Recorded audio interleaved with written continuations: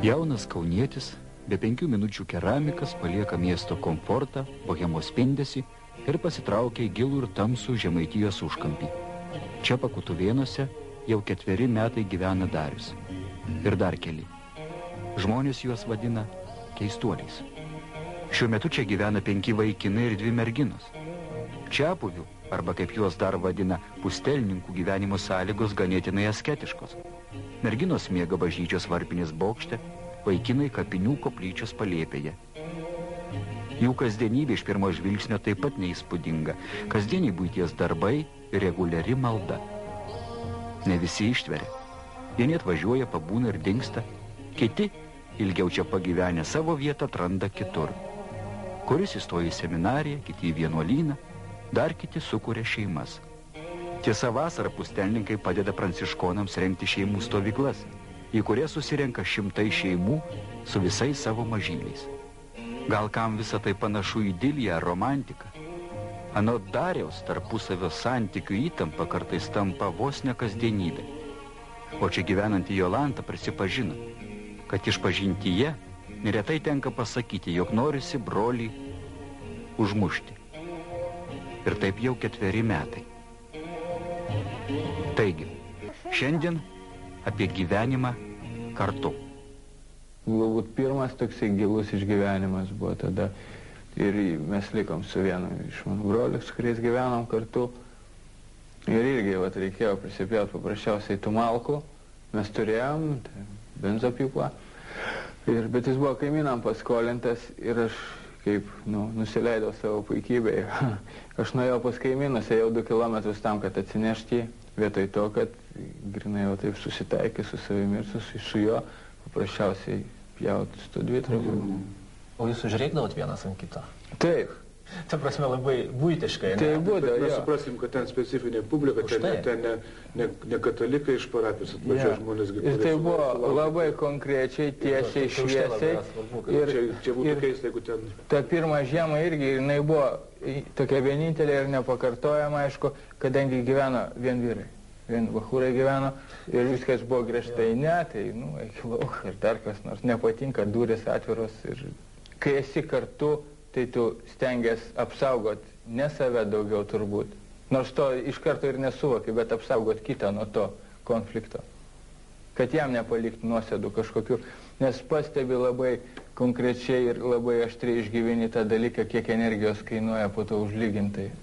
Tos energijos netokios, bet tos šilumos, kiek daug išeina tam, kad po to tas spragas užlygintų. Ir per tai ateina kažkokia patirtis, ne? Ir tu žinai, kad tu taip daryti negali. Tu negali sau leisti taip daryti.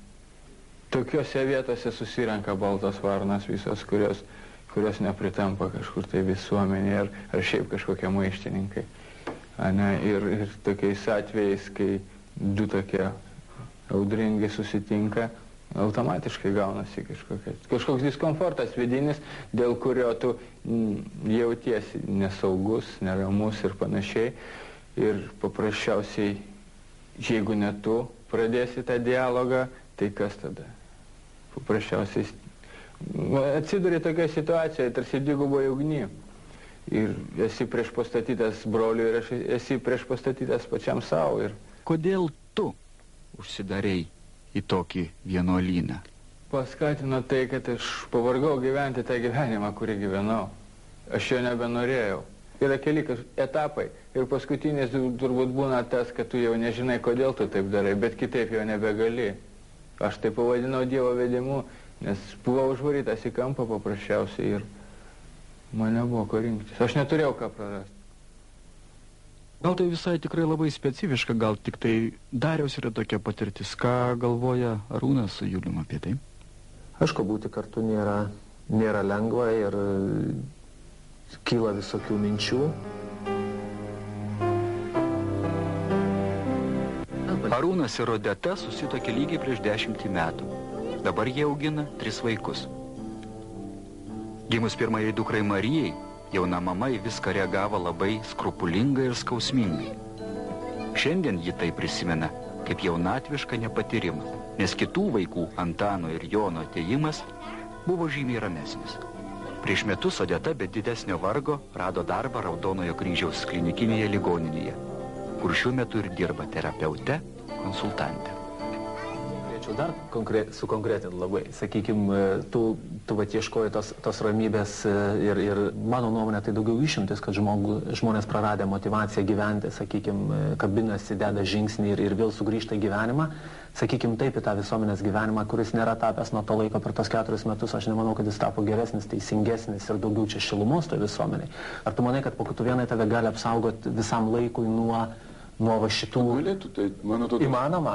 Tos bendruomenės mažutės tokios, kur jauti saugus ir jos ir yra oazės, kitaip jos negalėtų būti. Tik kiek ten ateini ir išeini jų, aš nežinau, ar pasiliekė, aš niekad savęs neįsivaizduoju čia tokioje bendruomenė, tai man tiesiog net nereikia tokio poreikio, net gal darius tegu. Aš galvoju, kad aš pasirinkčiau būtent bendruomenę. Bendruomenę dėl to, kad aš ten atrandu save. Galiu būti reikalingas, naudingas kitiem, galiu kažką duoti, ne? Nes kol kas, kiek man čia teko, grįžus pabūti porą savaičių pasaulyje, viską aš supratau, kad man yra nežmoniškai sunku pritapti ir galų gale aš neturiu antiek stipraus tokio dvasinio stuburo, kad aš galėčiau grįžti čia vėl atgal, nes čia į Kauną arba į pasaulį galų gale, ne? Supratau, kad man reikės išsimušinėti kvadratą savo vėl iš naujo, nes aš jau grįžtu kitoks. Nesvarbu, kai tą pačią vietą. O po to tai... Yra Dariaus labai tikra ta patirtis. Mes dažnai galvojam, vienuolė, bet ten kokia atsiskėlė, kaip jūs vadinat, pustelininkais, pabėgo iš gyvenimo, tai čia labai blogai, dėl to jie nusikaltė, jie nepriima. Bet kodėl žmogus negali, jeigu jis nebejaučia savo ryšio su tuo gyvenimu, kodėl jis negali, tarkime, jeigu tai vadinsim ir oazę ar šiltadaržių, kodėl jis negali ten, jeigu jis ten įsiskleidžia kaip žmogus, kaip asmuo, randa draugų, kodėl jis negali ten būti. Ir likti. Nes prasišaipo motyvatas, neįsprendė savo problemų, pasaulyje tai išėjo vienuolyną arba į seminariją, arba, tarkim, į Pakutuvėnus tos nuvažiavo. Bet kodėl taip negali būti? Atsiranda poreikis tylos kažkokios dykumos tokios ir pradedi ieškoti tokios vietos, kur tai galėtų įvykti. Ką daryti, Arūnai, kai šeimoje toks poreikis atsiranda vienumos? Tai va, už tai. Ar nėra? Klausimas, yra toksai poreikis ir jis yra labai svarbus.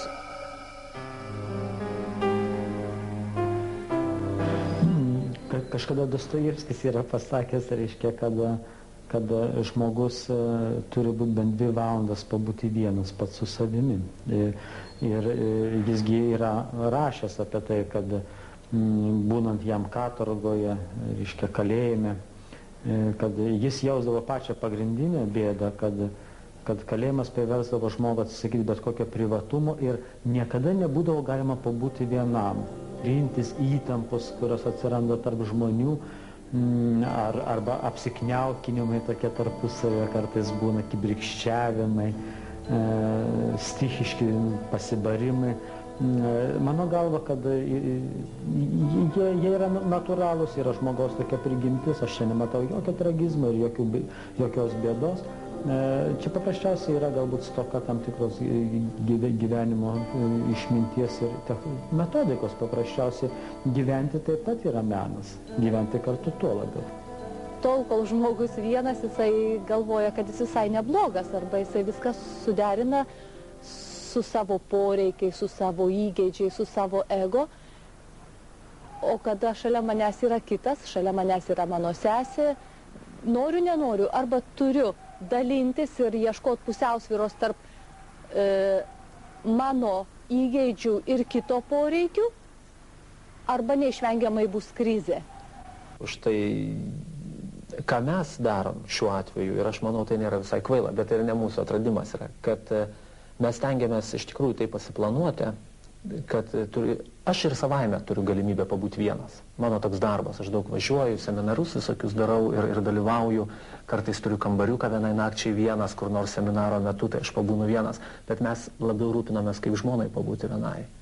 Ir čia reikia iš tikrųjų pastangų, nes tai nėra labai suprantama. Ir mūsų artimiausia aplinka, reiškia, sakykime, taip atrodo, kad normali šeima tai turėtų būti visą laiką kartu, žmonės yra ar į vieną šventę, ar į kitą kartu, ir tėvai sutinka palaikyti, pasaugoti vaikų šiek tiek, bet jūs jau kartu važiuokit kažkaip. Bet tas poreikis pabūti vienam, jisai, aš manau, yra labai svarbus. ir jisai įneša tokios dinamikos ir jisai duoda tokio. Man tai aš be to negalėčiau iš tikrųjų išgyventi, dabar jaučiu. Ir mes rūpinamės šiuo metu abu, kad žmona irgi turėtų galimybę, nes jai yra sunkiau. Tai yra svarbu. Tik tiek, kad aišku, tu vėl grįžti tada čia, iš kur tu esi išėjęs ir tas laikas yra suplanuotas, kiek tu pabūsi vienas, aš manau, tokiam normaliam gyvenime. Galbūt, jeigu atsitiktų sudėtingesnės problemos, kartais pagalvoju ir žinau, kad yra šeimų, kurios taip daro, reiškia vienas ar kitas ilgesniam laikui, bent ilgesniam laikui išeina pagyventi, sakykime, kažkur šalia. Vienas šalia lyg tai pastebėt, kad tai nereiškia būtinai ieškoti naujo santykio, naujo partnerio, arba čia tvarkyti formaliai skyrybas ar dar, bet ir aš manau, tai nėra kvaila. Tai turi labai daug prasmės. Norint išsaugoti tą pačią šeimą, tą patį santykį. Ir savi išsaugoti. Aišku. Ypač, kai tas visas veiklas įsiveli ir kasdien paskui pajunti vieną kartą, kad tos girnos tušiai sukasi. Ką tu pasakei, Juliau, čia, aš manau, esminis dalykas ir faktiškai šeimos išsaugojimas, ta prasme, jeigu tu gali išsaugoti save, ar bendruomenė buvimas, kad tu gali ten išsaugoti save ir kiti gali išsaugoti, yra taip svarbu, nes mano akim žiūrint, kada aš taip stebiu aplinką ir dabar net taip neįvardinant, aš matau, sakykime, žiūrint į šeimas, aš matau jau daug mirusių šeimų, kurios gyvena kartu, bet žmonės kaip asmenybės, kaip asmenys, kaip individai yra mirę, yra užšalę ir tada prasideda ritualai įvairūs, susitarimai dėl įvairių priežasčių. Bet mano nuomonė yra dauguma netgi, aš nežinau, čia mano ir aš kažkaip, mes kalbam su žmona apie tai ir stengiamės, galvojam, kad tai būtų vienas iš pagrindinių tikslų, jeigu mums pavyktų iš tikrųjų vienas kito sakykime, neuždusint. Sau pasakyčiau taip tyliai, sakykime, kad aš manau, kad šeima kaip tokia kelia individų ir asmeniui lygiai tokią pat grėsmę žlugti kaip asmeniui, kaip ir galimybė išsiskleisti ir sakykime, išeiti kitas erdves. Taip pat yra celibatas, tiek pat tau gali tave, žodžiu, atvertau galimybę mylėti ir priimti visus ir tiek pat gali tave padaryti visiškai nevaisingų ir bergždžiu. Dažniausiai turbūt ta meilė labai triukšminga būna, nes tu nori mylėti, ne? Tu matai tą žmogų, kurį tu myli, tu stengiasi jam atiduoti visą save, bet per tai yra praleidžiamas toks nedidelis iki. O tas iki ir yra, kad, būkime tylus savo meiliai toj. To savo meilės triukšmingumu neužgoškime kitą, nes jis adekvačiai myli tave. Ir kai tie du tokie sueina, tai jie viens kitą. Gal ne visi jūs, mėly žiūrovai, susidurėte su panašiamis problemoms. Gal jūsų gyvenimas teka ramesne vaga. Tik ar neapgaulinga toji ramybė. Rašykite, skambinkite. Gal jūsų mintis padiktuos temas kitoms mūsų laidoms. Iki kito antradienio, 19:30. Iš tiesų.